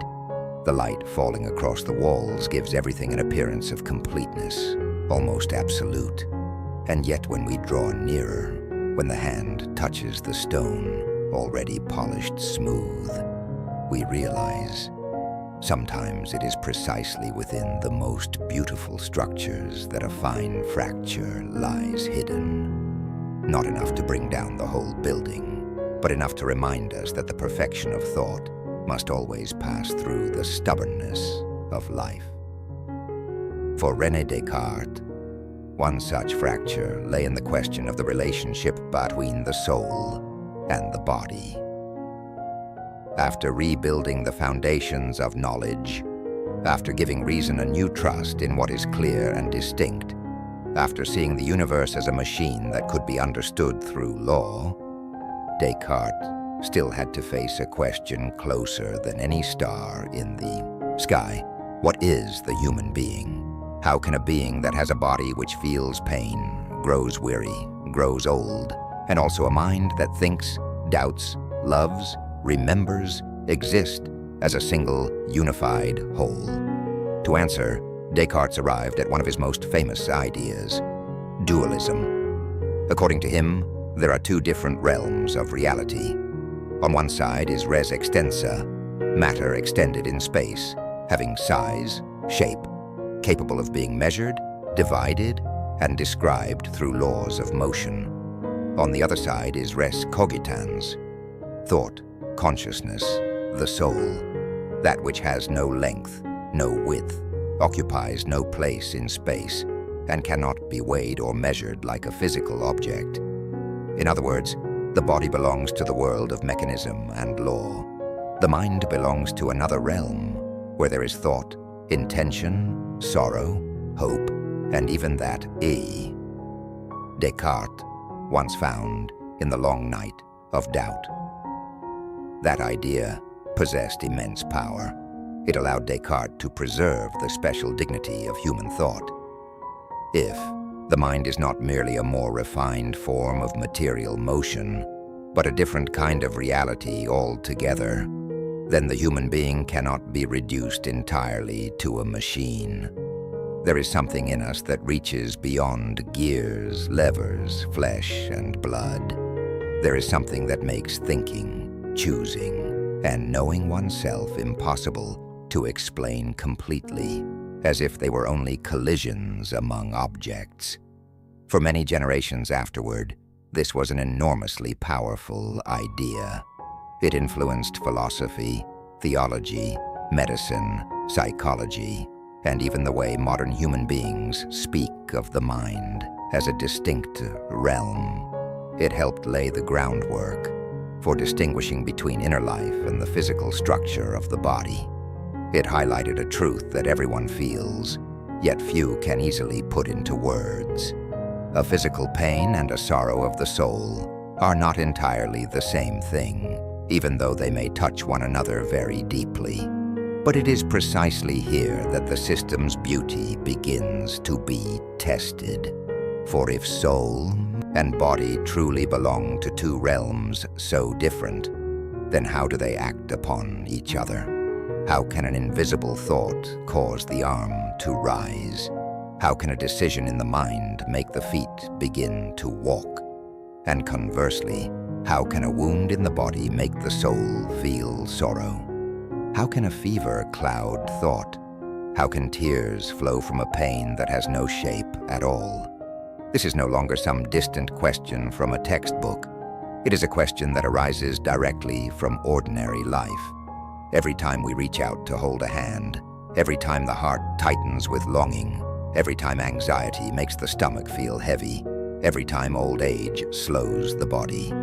At the same time, memory remains awake. The question arises again. If those two realms are so different, why are they so tightly entwined? And then history gave Descartes a remarkable interlocutor, Princess Elizabeth of Bohemia. In the letters they exchanged, Elizabeth did not come across to him as a passive admirer. She asked very directly, very sharply, yet also with sincerity, if the soul is immaterial, occupying no space, then by what means can it act upon the material body? How can what has no weight cause what has weight to move? That question was like a fingertip placed precisely upon the most fragile point in the whole architecture of Descartes' system. And what makes that moment beautiful is this. We see that Descartes is no longer only the man building the system, but also a human being who must listen as life itself questions his system. He did try to answer. At times he pointed toward the pineal gland as a point of connection. At times, he distinguished between levels of explanation. But whatever the case, Elizabeth's question left behind a very enduring echo. Perhaps human life does not submit so neatly to being divided in two, like straight lines drawn upon paper. Here, Descartes comes nearer to us, not only as a great thinker, but as a human being who did something extraordinarily courageous.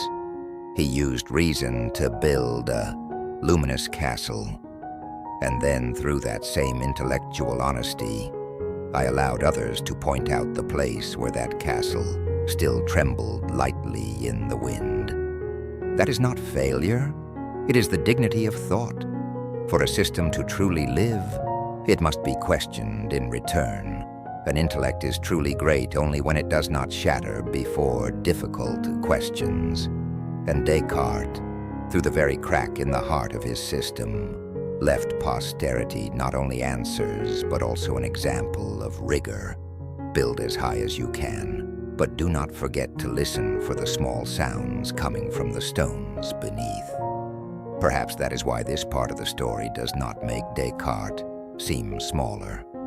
On the contrary, it makes him more human. We see in him not only the cold light of geometry, but also a very real perplexity before what every human being carries within.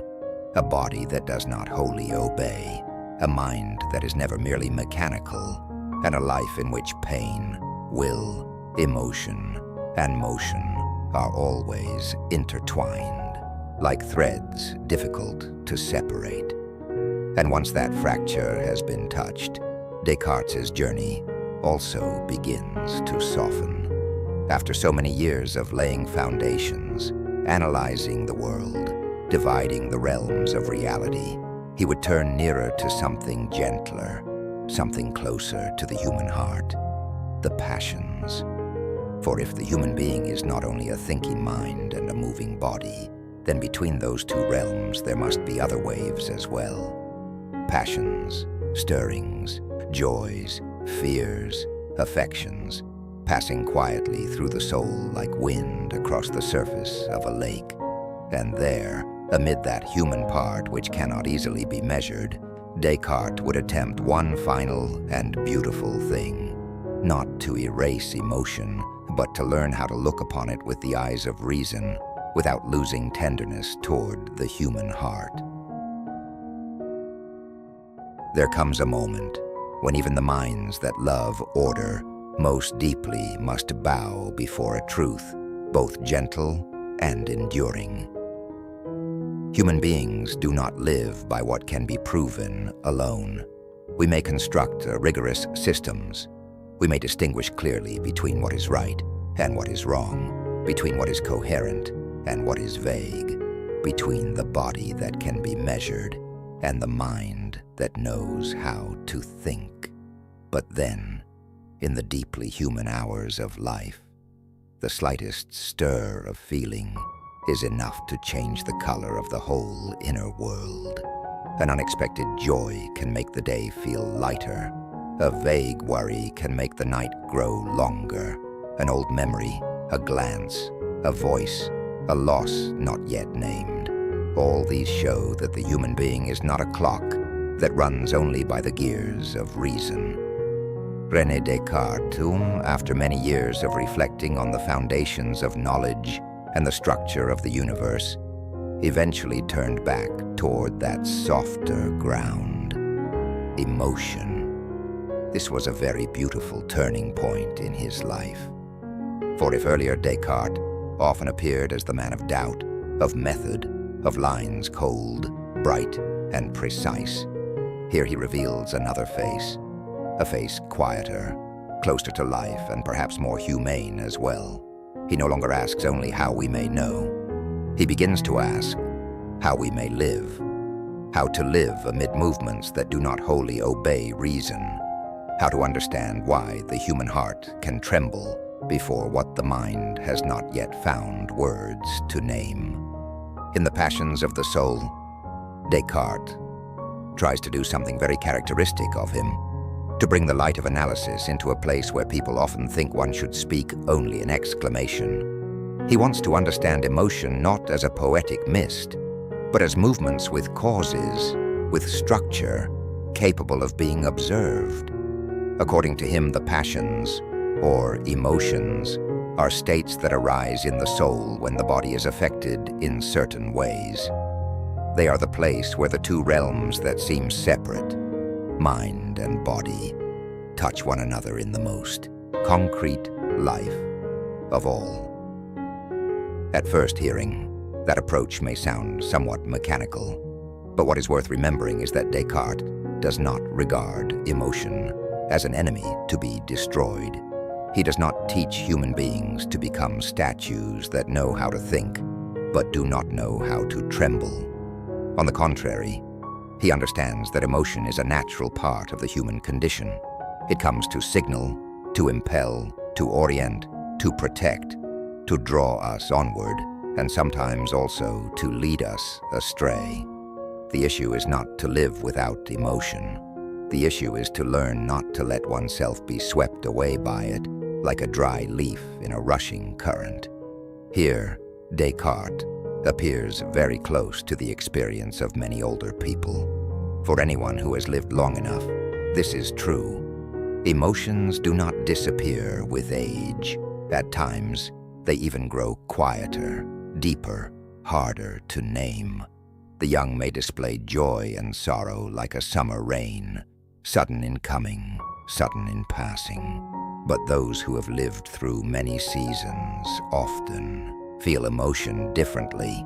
It lingers longer in the eyes, in the silence between two sentences, in an afternoon that suddenly remembers someone from long ago, in a sigh that needs no explanation. Descartes, in his effort, seems to say that such movements are in no way inferior to reason. They simply need to be understood and guided. And it is precisely in that word, guided, that we meet a very mature Descartes. He believes that reason is not born to extinguish emotion, but to lead it toward something better. Fear may protect us from danger, but if it is not illuminated, it may also become a shrinking back from life. Love may lift life upward, but if it is blind, it may also drive human beings into dependence. Ambition may help us reach towards something greater, but if it is not restrained, it will seek to devour whatever peace remains in the soul. Reason, then, is not a cold magistrate arriving to suppress. It is more like someone carrying a lamp beside emotion in the night, so that what is too violent may soften, and what is too dim may begin to take clearer shape. There is a very beautiful maturity in that way of seeing. In youth, human beings often prefer sharp divisions, either reason or emotion, either light or dark, either right or wrong. But the longer we live, the more we understand that most of life unfolds in the regions where things meet. We think and remember at once. We understand and suffer at once. We know what ought to be done, yet are still held back by what the heart has not been able to release. Perhaps Descartes himself, after a long journey through doubt and construction, gradually came to realize that a human soul cannot be saved by precision alone. It also needs another art, the art of living with the inner waves without losing its own center. So when he writes about emotion, we do not see only a philosopher classifying the states of the soul. We also see a human being trying to make peace with the complexity of the human condition itself. After trying to measure the world, he returns to learn how to measure those tremors that do not easily take form. After erecting the architectures of reason, he places his hand upon the softest part of life and asks, how can a human being remain at peace within himself without having to become stone? That question, in the end, remains very close to us today. In an age so easily provoked, so quick to react, so easily pushed onward by emotion before reflection has time to follow.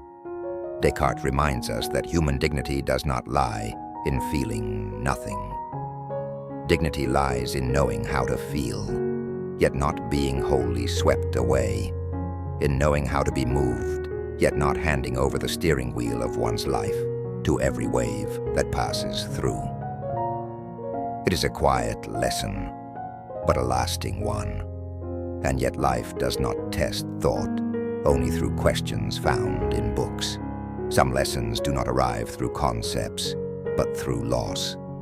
There are places where the heart is forced to learn what the intellect could never prepare for in advance. And then, as the final years slowly draw to a close, Descartes will not only confront emotion as someone analyzing it from the outside, but also as someone who feels it. He will meet it in a form more private, more fragile. The love he bears for a child, a sorrow no theory can fully shelter, and a northern winter in which the body at last reminds reason that every flame of thought, however bright, still burns within a chest that can grow tired, can grow cold, and one day must also fall silent in the white snow. There are limits of the human being that do not reveal themselves while we are arguing. They do not lie in propositions, nor on the page, nor in the bright, straight lines of reason. They reveal themselves in moments far more private. When a small hand leaves one's life too soon, when a cold morning makes the chest feel heavy, when a body already fragile since childhood suddenly recalls an old debt that the passing years had never truly erased. For René Descartes, the final years of his life led him back toward that human part which no system of thought can ever fully shelter. We often remember Descartes as the man who laid the foundations of modern reason, as the one who sought certainty in a world so easily shaken. But before he was a name in the history of thought, he was still a human being capable of attachment, of pain, of being torn open by losses that could not be soothed by analysis alone. And among those sorrows, Francine was a very deep and quiet note. Francine was Descartes' daughter.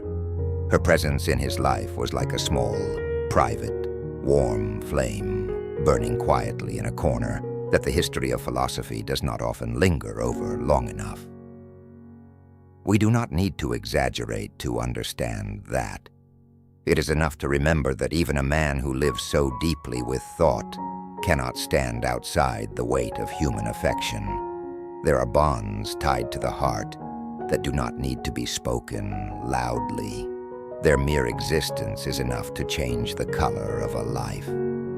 And then Francine died while still very young. That loss was not the kind of event that can be resolved. It was not like a mistaken problem to be corrected, not like an argument lacking rigor that can be reinforced. It was an emptiness opening within the heart of a father, and once such an emptiness has appeared, it never entirely closes.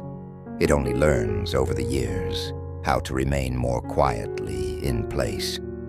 Perhaps it is here that we see Descartes, in a way both gentle and true. The man who spent his whole life searching for a foundation for certainty still had to face the one thing for which no foundation is sufficient: the grief of losing someone beloved. The man who tried to understand mind and emotion through the light of reason still had to pass through a kind of sorrow that cannot be made reasonable. And perhaps for that very reason, he comes nearer to us. For at the end of every architecture of thought, the human being remains a creature who knows how to love. And because he knows how to love, he knows how to suffer. After that private darkness, life was still preparing another winter for Descartes. Toward the end of his life, he accepted Queen Christina of Sweden's invitation to come to Stockholm. Seen from the outside, That might be regarded as an honor. A philosopher invited to a northern court, given the opportunity to converse with a queen eager to learn, full of intelligence and curiosity. To many, this might have seemed a late summit of fame. But life does not always place reward and suitability in the same box. Stockholm was not a place made for Descartes. He was a man of quiet hours of reflection, of a private rhythm of life, of slow mornings, of a body which from childhood had never belonged to vigor. And yet the Swedish court moved according to another rhythm, harsher, colder, earlier, more rigid. The northern climate was not gentle with a fragile body.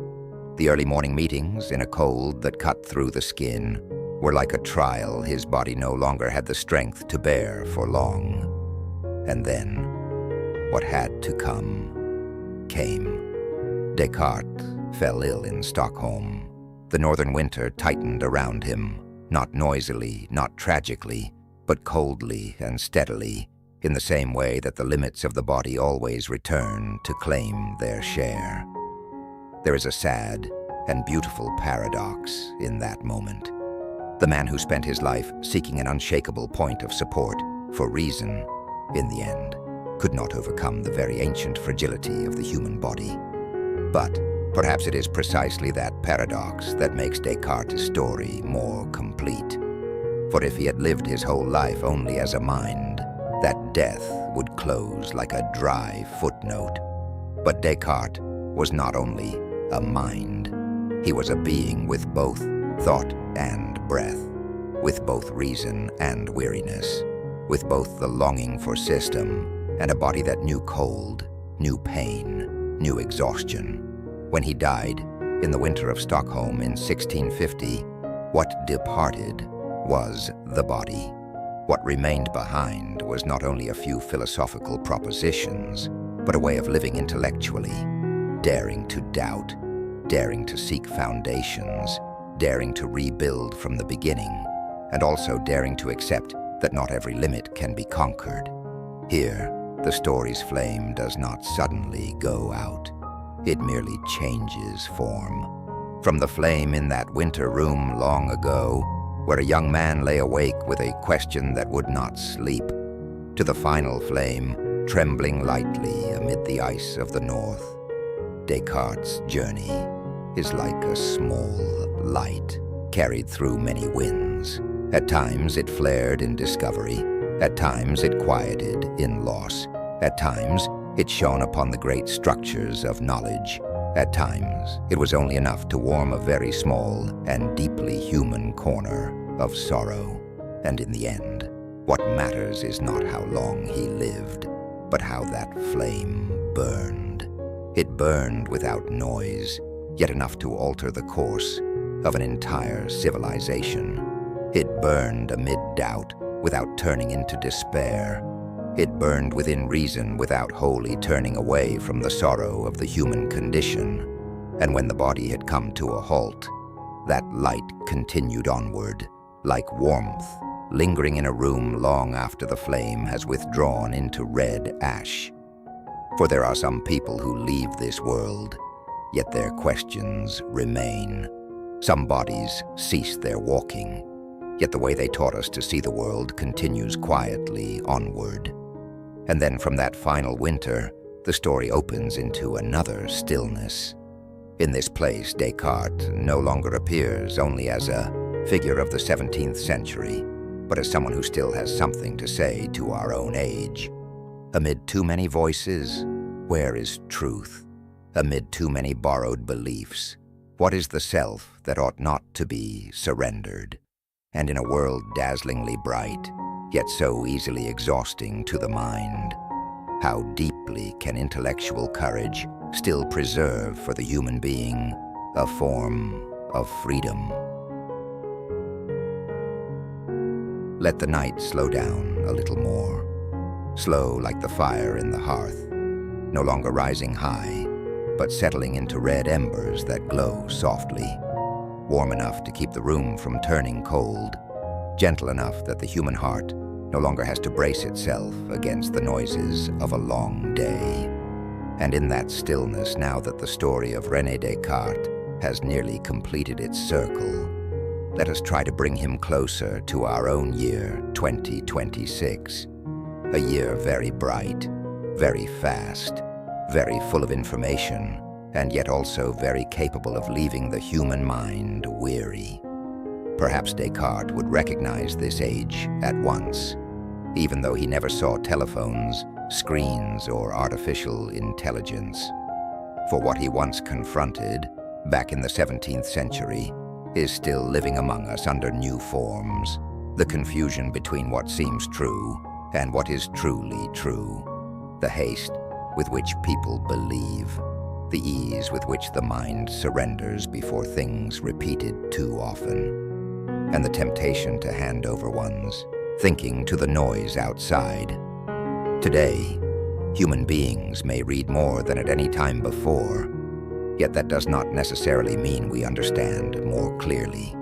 We see more images, hear more opinions, touch more truths in a single short day.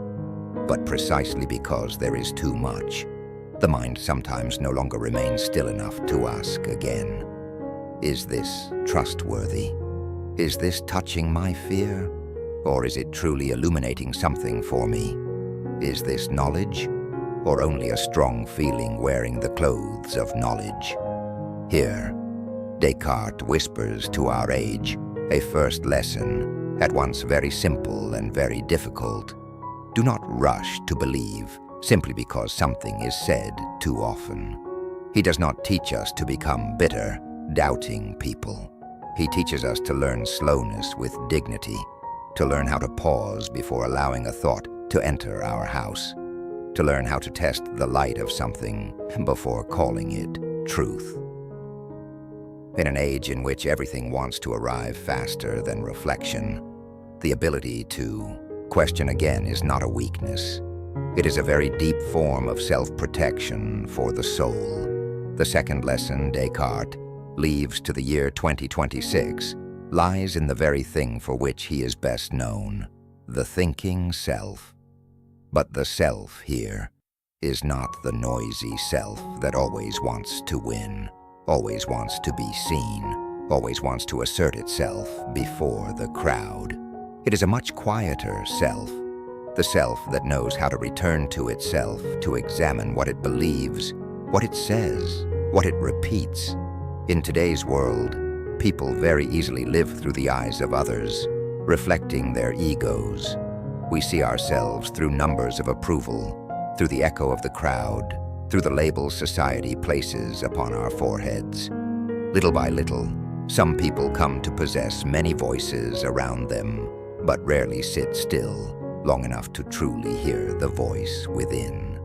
Descartes reminds us that there is still one kingdom that should not be handed over entirely to the outside world, one's own mind.